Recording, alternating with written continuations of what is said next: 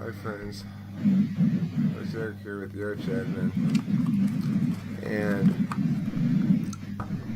I have just gotten back from running an errand that took me back to my house, to the bank, to fast food, and back here again. So I've been gone like an hour and a half or something. And I'm thinking the whole time I was driving. I was just thinking about the way shit works, and what it boils down to is this. Two themes I want to work here. One of the themes is that the barrier in the status quo that prevents human beings from successfully understanding their existence is that they don't get that every singular instantiation is two instantiations. And instantiation, that word I mean to use, like they use in propositional logic, meaning the creation of an instance of. So we talk about like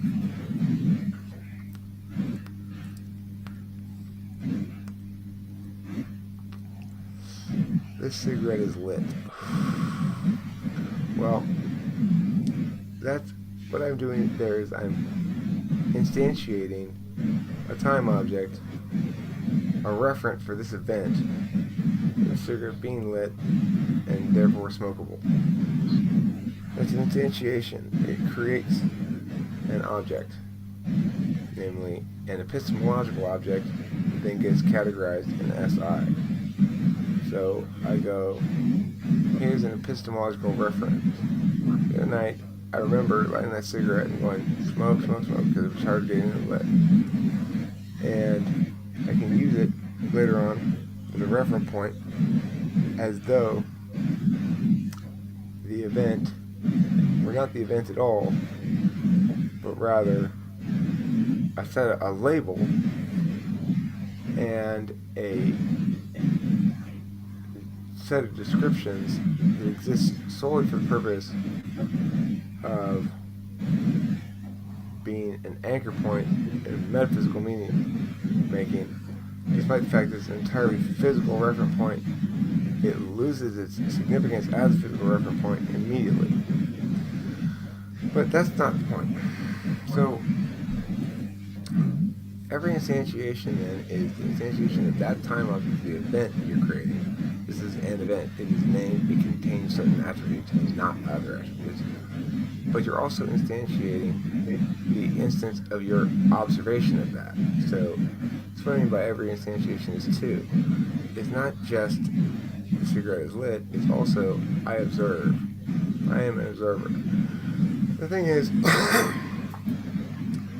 now let's go back to the beginning of time. When humans, not the beginning of time, but the beginning of when humans were around. So, if you go back to humanity's development, the first thing that happened evolutionarily was that our bodies achieved disposable income in SI. Our bodies achieve disposable income in SI means we aren't like the turtles out there. Your tortoises. Kimberly has tortoises. Two tortoises who, when the sun comes out, they go and they sit in the sun. When it's cold, they just don't move. Because their bodies have said, we get you enough SI to make sure you can sustain, but we're not going to give you such a surplus of SI that you can find something else to do with your time. Because at the end of the day, the most important SI of all is the kind that makes you scream in agony. If you break a bone, or you accidentally get stabbed in the head or something, or chop your arm off or something like that, and it's really, really painful, you can't avoid that kind of feeling. You can't talk therapy your way through it. All my bones are shattered in both of my legs. I feel bad, doctor. Well, did you have bone-related issues with your mother when you were a child? No, I think it's that my bones are shattered and blood's coming out of my legs and I'm in physical agony. You're projecting, Donnie. You're projecting. I know that really, this is about you feeling out of control right now, isn't it? Well, the thing is, forget that kind of SI is done automatically for us. Our bodies give us extra energy to go do shit we don't have to do to survive. If I just was trying to survive, and the environment were cooperative enough, and the competition for resources were small enough, I could live somewhere tropical and feast off of the ecosystem cycle with little effort, potentially, and then spend a lot of time just resting or something. But of course, if I just rest, if I say, okay, well, oh good, I've met my caloric intake needs. Yes, rest time. And I sit down and rest. Well, that's not fun. So humans have excess energy because our bodies deal with the physical component of SI automatically in ways that give us a surplus. We don't have to spend time making sure that we feel physically okay for the most part. So then, with that epistemological end of things, the physical end of the physical epistemology, SI, attended to genetically, evolutionarily, or whatever, then humans began to become via epistemological builds. That is to say, rendering novel experiences and linkages from active volcanoes of meaning into named dormant mountains that you climb. So it's like human evolution happens via epistemological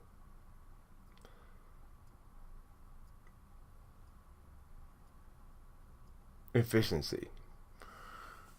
TE and SI are made to go together because what SI wants on a physical level, physical SI, is looking for simple algorithms that can be repeated so that SI doesn't have to figure out how to deal with keeping the self okay.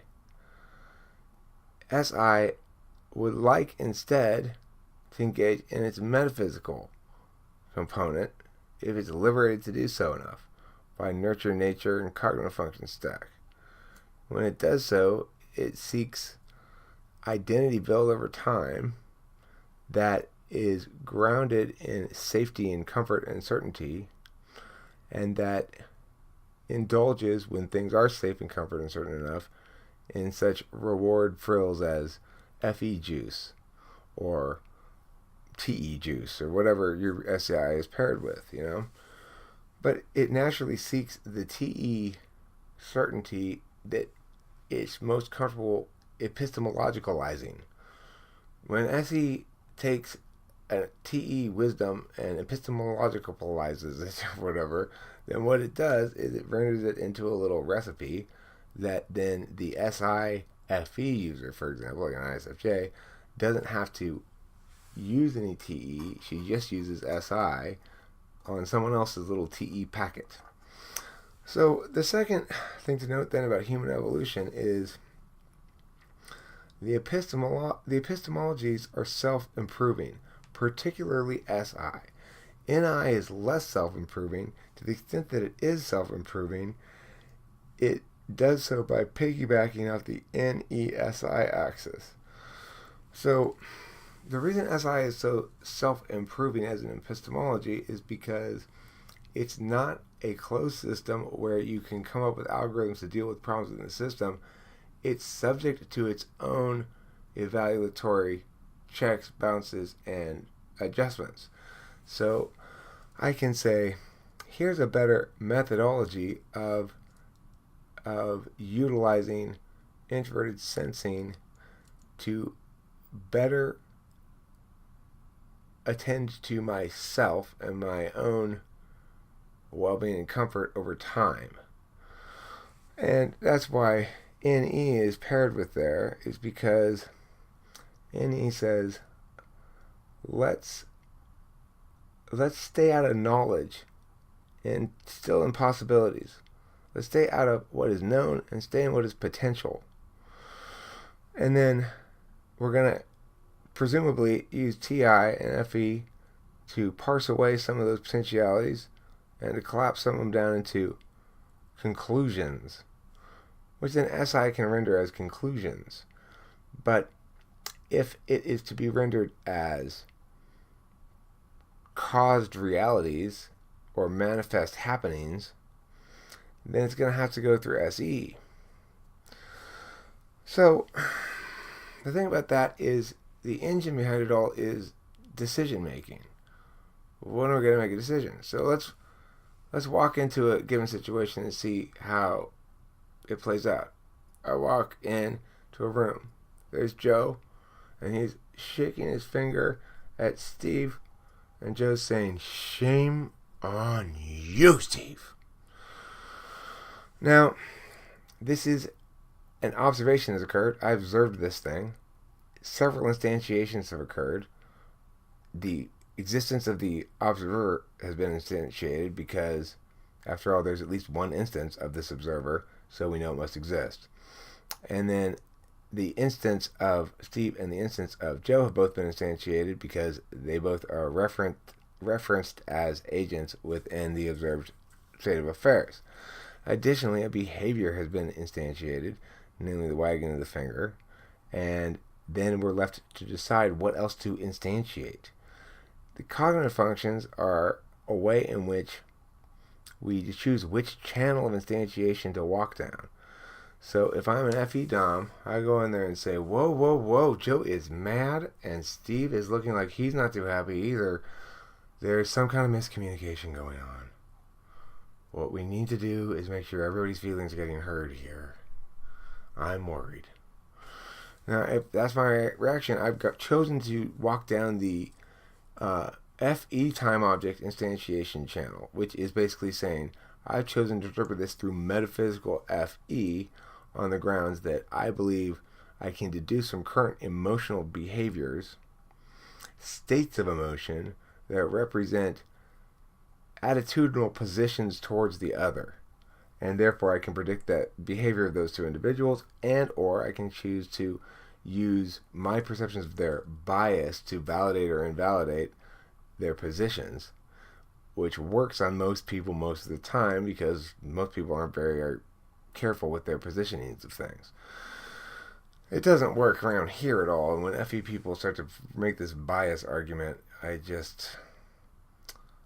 go, oh, you poor little darling, you. Anyway, the point being that that's fundamentally what cognitive functions are, is they're channels of instantiation, and when we attend to things, we observe, and when we observe, we create objects.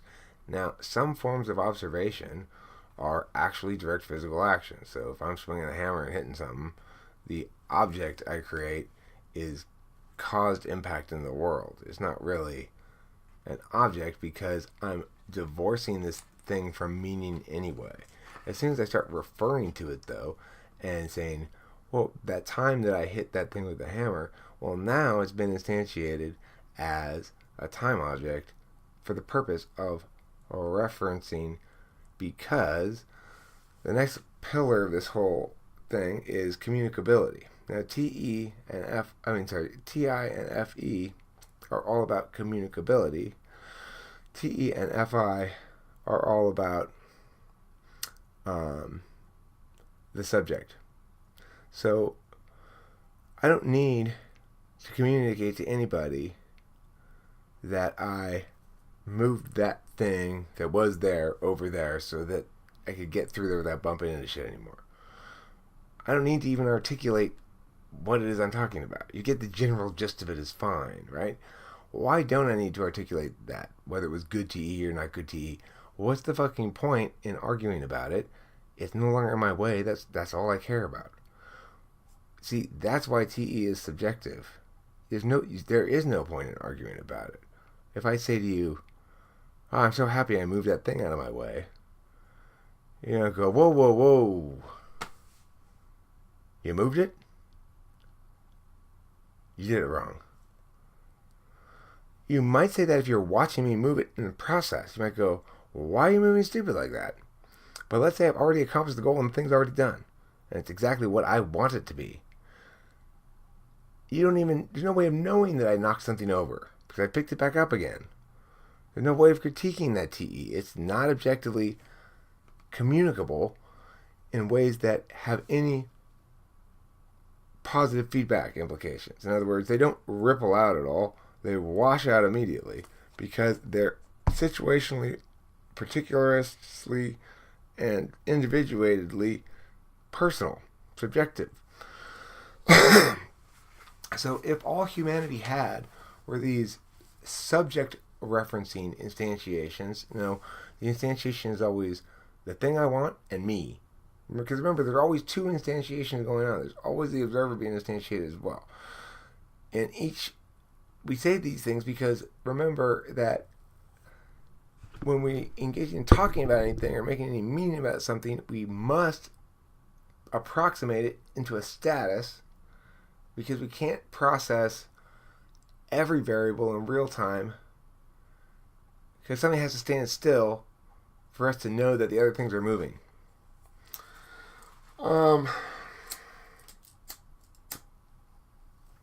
So where do I go with this? Right, so TI and FE. So TI goes, let's talk about a TE thing. Let's say I do see you about to move it in stupid. I go, don't do it like that. Do it like this. And the person says, why? And I say, because I'm the king. In that case, it's FE SE. It's saying basically because you're an underling, FE, and because that's what's been decided and we're following through on shit. Stop asking questions.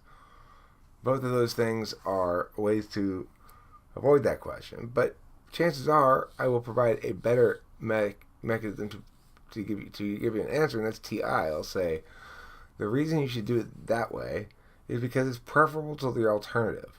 Here's how I predict your current course of action is going to play out. Here's what we know it definitely won't do because you're not standing over there. Here's what we definitely know you will do because you are hitting that glass with a hammer. And there's 95% chance that's going to break. So this is a preferable alternative because this way doesn't involve you hitting glasses with hammers. Your way does. We're trying to avoid broken glass. It's referencing the goal. I just instantiated something else, right? So I've instantiated now the approach. I've instantiated the observer. I've instantiated the other agent. And most importantly, for TE, I've instantiated the goal. Because the goal is that which constrains TE and makes it situationally objective. Only if I agree to approximate my goal as a status so that it can be metaphysically dealt with via TI. TI is the most purely metaphysical of all the functions. Its physical manifestation is seen in ISTPs and ESTPs who see consistencies as instrumental fundamentally to subjective goals, which is fine, but wrong and evil, but fine. The TI is communicability because it says, well, let's pretend the observer's not there. TI says, let's pretend it's just one instantiation. Instead of it being, Susie said I should eat a ham sandwich, which then allows for the reason and justification that, well, I should eat the sandwich because Susie says so and Susie's the boss. Let's eliminate those individual, personal, FE kind of hierarchical considerations and say, what is your reason why this sandwich ought to be eaten? Let's use passive voice. Let's try to remove the subjects from the occasion. Because subjects are individuals. Individuals are necessarily particularist and contextual, and propositional logic tries to remove situational particularist variables so that it can create analogs to other contexts which we deem axiomatic, and therefore we contrast against those axioms to see what we can parse away as wrong. If my grand theory is great, but if we apply it all the way through, we realize that it shows that 2 plus 2 is 5, well, then it violates that axiomatic thing that we agree is necessarily true, so there must be something wrong in the machine. Kind of a reasoning, right? All right. FE is communicability as well, but it's got the particularist universalist thing reversed. So whereas TI goes, let's eliminate the particularist concerns while adjudicating this so that we can create analogs, namely means of universalizing via saying, well, you guys all agree here on this thing for this reason. Now create an analog. Let's remove you and this thing and here. Let's just take the this reason part. FE does the opposite. FE goes, all right, let's note off consistency. Let's assume you're right about the consistency thing, and you're caring about analogs and stuff, you TI people. Now, how's Judy really going to feel about that? And what's she going to think about you? You say you want to be popular, Eric. I do want to be popular.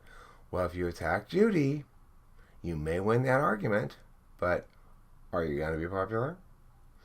And so in this way, FE is the bridge between objectivism and TE. And TI is the bridge between objectivism and FI. Because the objective TI removes FI from the equation and contrasts against it. Whereas FE removes TI from the equation and contrasts against the instantiated goal framework of TE. That's it when it's operating on the metaphysical plane. Now, it gets complicated because there's a physical form of each of the functions as well. The physical form and the metaphysical form. That forms really their aspects. And everybody has both of them, but everybody seems to value one aspect as categorical and the other aspect is instrumental. Like, well, here's the absolute value. Our whole purpose here in gambling was to win money. You just won $1 million playing slot machines.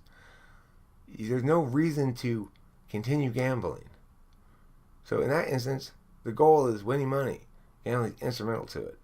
When I go to Vegas, gambling itself is the goal. I want to play the slot machines for a while and not lose very much money. The winning of money, if I do, is just the instrument that makes it enough uncertainty to be fun. Okay, so why did I say all of that stuff? I don't remember really, but I'm sure it's very important. Oh yeah, SE optimization. So what SE does, it goes, look guys, I'm sorry, SI. What SI does, it goes, look guys, TI, if I have to hear one more step in this fucking conditionality chain, I'm gonna kill you. FI, I don't give a fuck. FE, will you stop worrying about what everybody thinks? TE, you're an asshole. Now look, if you can get all your heuristics together, please, can we note them up a little bit bigger? Can we get them into bigger frames? Because there's too many details here. I don't want to deal with it. So, I'll tell you what. FE, let's create ever more complicated sets of social interactions and label them with single terms. You know, I'm tired of you explaining how you feel joy at the suffering of somebody that you don't like. Can we just call it Schadenfreude?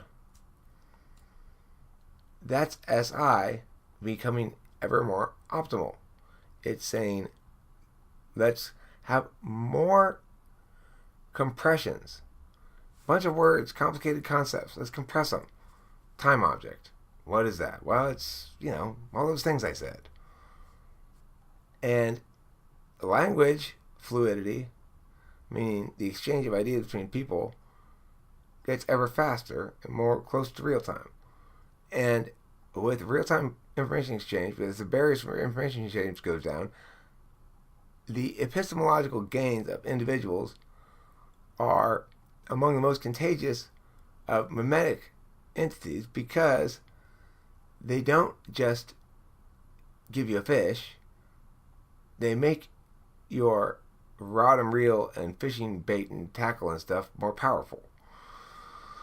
So they naturally transfer easily because they link well to the ultimate motivator of all, money.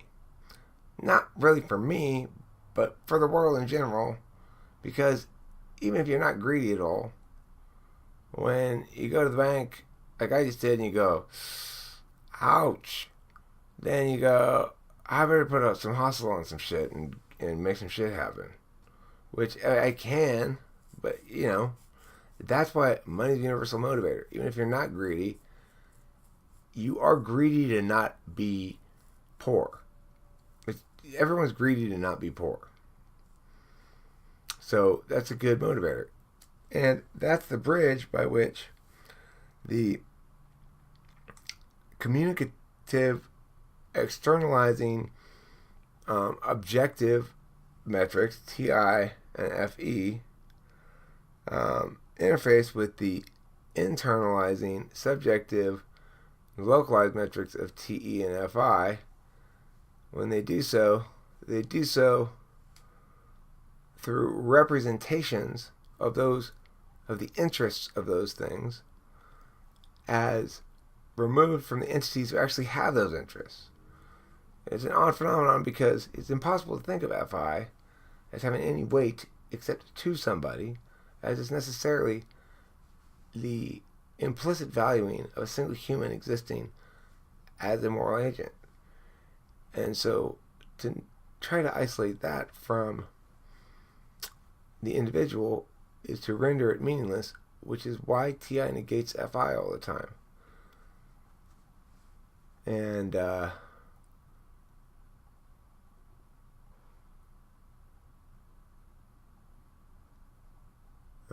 I'm done, I guess. I don't know. I don't remember where I was going with all of that, but I was thinking about stuff in the car. I know where I'm going with them. I'm musing it through a few times before I write it all down. Susie, any thoughts? That was a lot of stuff. Yeah, you look like you were falling asleep there in the middle of it. But No. It sounded fancy. I know that. And I think I'm onto something here, because basically you can break down all existence to argumentation. That's what it boils down to. It started with a cigarette, an SI. I burned myself, that's why. Also Burned yourself? Yeah, I burned myself in the car. Right here. It's one of those, but it sticks to your finger. It doesn't come clean off. And then, you had all kinds of SI. Yeah, I was having. Then Trenton called me. Trenton called me and told me this terrible fucking story, and it linked in with all this stuff. It made me really think about it. One of his friends killed himself not very long ago. 18-year-old kid or 19 or whatever shot himself with a shotgun. Is this still a video? Yeah, but it links in. Okay. It was pretty fucking dark, pretty depressing. I listened to Trenton talk about it for quite a while and commiserated and offered what insights I had, which were few and far between. But the gist of it, from my initial interpretation, was, he got stuck in make-believe shit in his head. Like the stories. You get stuck in the stories. You forget their stories. Like, it's just stories we're telling. Everybody's got this non-stop narrative pitter-patter going on in their head. This running play-by-play. Or I think everybody does, or a lot of people do. Intuitives certainly do. I think sensors do too. It's probably more boring. Anyway, so I'm driving on the freeway, pitter pattering in my head, thinking about this guy who killed himself and going, these young intuitives, they get so stuck in their head, blah, blah, blah. Now, let me get back to thinking about this. So, okay, physical reference point. Well, there's got to be some sort of physical anchor regarding all action, even metaphysical action. It's just a matter of linking back. And I'm going through all this shit. I realize, Eric, you haven't engaged in a single word in your head or any kind of metaphysical action that has any physical reference point since you got in the fucking car and left Kimberly's house. You haven't seen the road signs, you haven't noticed anything, you're just in full autopilot mode going, okay, but then okay, use universal instantiation. I knew that in my head all the time because right before I left, I looked up and refreshed my memory about quantification theory on propositional logic, which basically just says there are two new rules that you have to include all the quantifiers in English, or in language, and they are universal instantiation and existential instantiation. Existential instantiation just says there exists at least one instance of something. But what occurred to me to start this whole line of thinking is there never exists just one instance because it's that TI approximation that says let's pretend this instance occurs without observation, which is what causes so many people to run afoul of understanding reality correctly. You can't instantiate without an observer. The latter supervenes upon the former. And once you get the observer in the mix, well, that's why we can't parse away particularism entirely. But we'll be constantly wrong if we forget that simple reality that our singular instantiations are approximations of, at the minimum, dual instantiations. Because when you're making arguments like that, which is what you're doing, it's like if I say, I observe a squirrel around a tree. I'm making an argument that's saying, hey, SI, render this knowledge, please. Make it a referent now. I'd like it to persist as an existential. I'd like to existentially instantiate. I'd like it to exist. Now, there's only one of those objects. And what I'm actually talking about in this instance is Kimberly and I saw a bird harassing a mouse. It was like crossing the street, forcing it to cross the street because it just died bothering it. I saw that.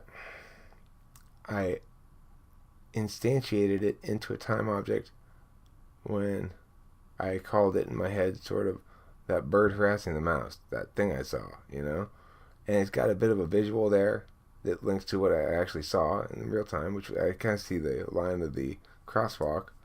Because one of the reasons it was kind of weird is that the bird and it looked like they were walking across the crosswalk. Anyway, that's not the point. That event became observed really when I instantiated it by naming it and saying, stay in my knowledge base. I might want to refer to you later. I didn't say any of that. SI did it all automatically for me. But that's when the shit happened. It wasn't real. It didn't exist until it was instantiated. And the only way it could be instantiated is by also instantiating the observer. So when I remember an event, I remember not just the event happened, but that I was there and how I came to know of it. And this quality of a background instantiation that's like, oh, you don't have to put the yo in front of the Spanish sentence te amo. Means te amo means I love you, but there's no word I in that sentence. Why not? Well, because Spanish conjugates the verb amor. Amo means I love, because that's the only it only gets conjugated as amo if the subject is singular first person. Otherwise, it gets conjugated as like amas or a Marculase or whatever. I don't remember. The point is, you don't have to put the yo there. Well, we're so habituated to not putting the yo there that we forget a lot of times the shit that we're instantiating is determinate based upon the observer we're pretending not to instantiate. So,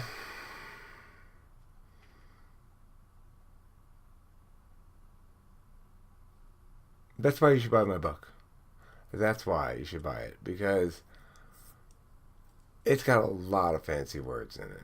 I went straight through the dictionary. I found the fanciest 10% of all the words in the dictionary, and I used only those words in the book. No articles, no verbs. It's just a lot of isms and osities.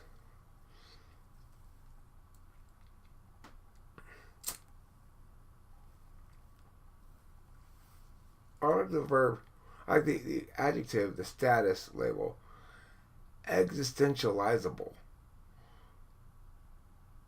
So, if you're going to have an existential instantiation, that means you're going to create an instance of something existing. For example, I existentially instantiated the mouse getting harassed by the bird in the crosswalk when I named it, communicated it, and put it in epistemology. Well, I'm also existentially instantiating whatever I was just saying before that. I don't even remember the link. But the point is, I could do this. I could universally instantiate. In which case I'd say, there exists no instance of this set that also has this attribute. Or there exists no instance of this set that doesn't have that attribute. Or whatever. That's why when you say all of something, you're really saying none of something. It's the only meaningful way to understand it, because TI is exclusive and it's parsing, not additive. That's one to grow on, friends. Susie, you want to add something in that little... No.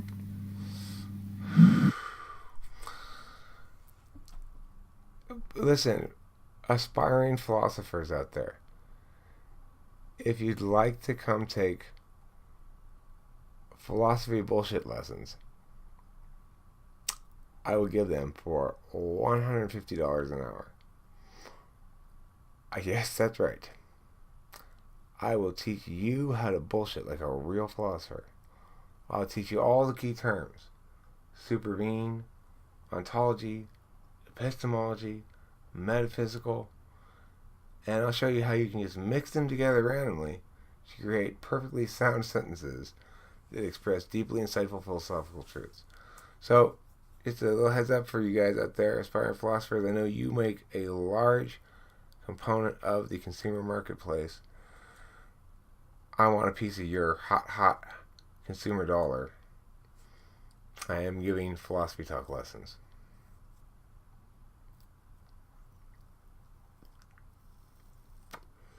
Susie, would you rather learn philosophical truths or how to sound like you know philosophical truths? Which would you rather learn? What is a philosophical truth? Well, the answer to that question would be an example of one. Would you like to know what the answer is? Or would you rather sound like you do? It would maybe be easier to sound like you do. That would be the quick way. Look, okay. Easier in the moment, harder because it requires more sustained effort over time. You gotta keep sounding like you know. Whereas if you actually do know, you can stop sounding like it. So you won't sound like it if you sound like it? The more knowledgeable you are about something, the more you sound like a complete idiot. It's a universal law. Good plan.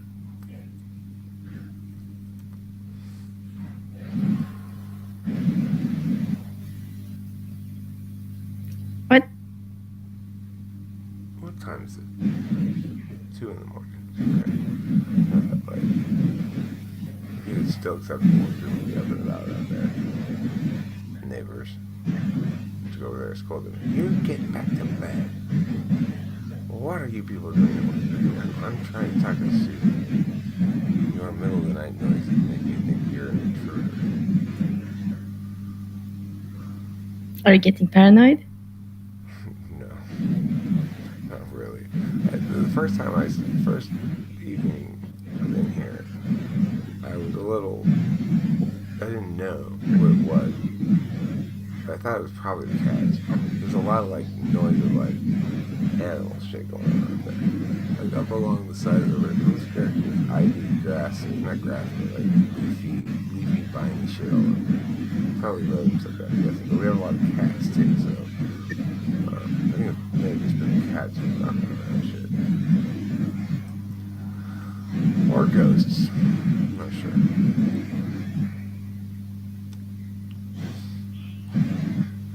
You don't believe in ghosts, do you? Well, I don't believe in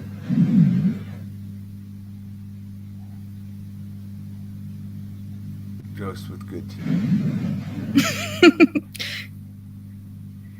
Either you lose your TE when you die, or only TE polar people become ghosts. Because if ghosts are trying to tell us something, they're doing bad at the it. shittiest possible job of convincing me. So, I don't know. If you really want to scare me, don't rattle something over there. Like, show up like a white ghostly form and go, woo, woo, in a really undeniable fashion. Say, hello, I'm a ghost. That means I died a while ago. I used to be a human being on the earth like you. My name was blah, blah, blah. You can look it up. I did this. You can put your hand straight through me. Go ahead. See? No body. But it looks like I have one. It's a ghostly form. Alright, now, yeah, go get your camera. You gotta charge it, huh? I'll wait. Now, that's a ghost I can believe in. Yeah, but you haven't met any. Nobody else has either. People say they do. Not that cooperative. If they met a ghost that cooperative, they'd be able to show me plenty of evidence of his existence. But they can't take pictures. Well, then again, I go back to my thesis. Either only polar TE people become ghosts, or you lose TE when you die. Or ghosts don't exist. That's the other possibility. More likely. I could existentially instantiate something like, there, now they exist. Okay. So when we need that reference point, But you don't know if there's one or two instances. There's assumption of two instances, yet only one is proven to you. The second instance isn't an instance of the ghost, it's an instance of your own existence. In other words, I can't kick the soccer ball towards the goal without being on the field. And where I am on the field and where I'm kicking it from is relevant to whether or not it gets to the goal. But people keep trying to say, there, my shot's on the soccer field, I'm over here in the stands, though. Well, how did you kick the fucking ball? Hey, don't mind that. Let's not talk about that. No, let's talk about that. That's the problem. You're saying, okay, now, let's pretend all the circles are square. Okay, see? See how you're wrong, Eric? Wait. But we can't pretend all the circles are square. If they were, they wouldn't be circles. And if you have logically contradictory premises like that, then any conclusion you can draw can be drawn validly. Because if I have P as a premise, and I have not P as a premise, I can use a rule of inference called addition to say, well, if P, then P or Q. And And I can take that not P and say, well, P or Q, but not P, therefore Q. Disjunctive syllogism. I've just proved Q. It's totally a valid conclusion. Well, yeah, but your premises contradict each other. That's why it's valid and totally not sound and fallacious. So stop being fallacious. That's my motto. That's my categorical imperative.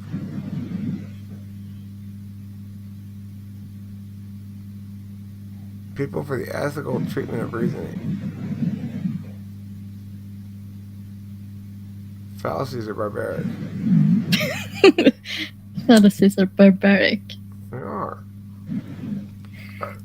I had to experience that barbarism firsthand tonight, Susie. I spent quite some time talking to an ESTP. Awful. Yeah, I heard that, and you made a video on it. But I didn't upload it. I uploaded this one. It was awful, awful. Imagine, it's like going to a restaurant, and it looks just like a restaurant, and they're carrying plates of stuff around, and put it down in front of you, and it's like old Christmas decorations and some sticks they got from the ground outside, and you're like, I ordered pot roast. And they're like, these Christmas decorations, the most delicious Christmas decorations you're ever going to taste. Ew. Ew, I hate you. I hate ESTPs. Thanks for watching Talking with Famous People. I really felt the need to really say a bunch of stuff right there. It's been a long time since I had a big fucking idea ramble.